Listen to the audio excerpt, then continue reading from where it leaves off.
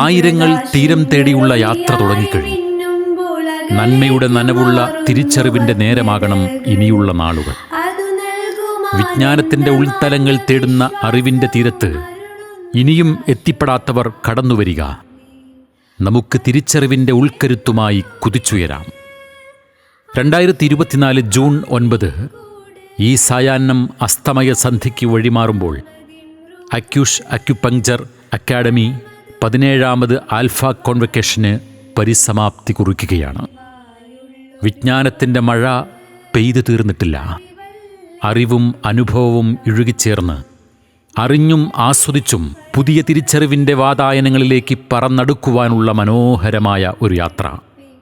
വൈജ്ഞാനിക ദിശയിലേക്ക് മാറ്റത്തിൻ്റെ കുളിർക്കാറ്റ് വീശിയ അക്യൂഷ് അഭിമാനമാണ്, ആശ്വാസമാണ്, ആവേശഭരിതമാണ്. പറയാൻ വാക്കുകളില്ല.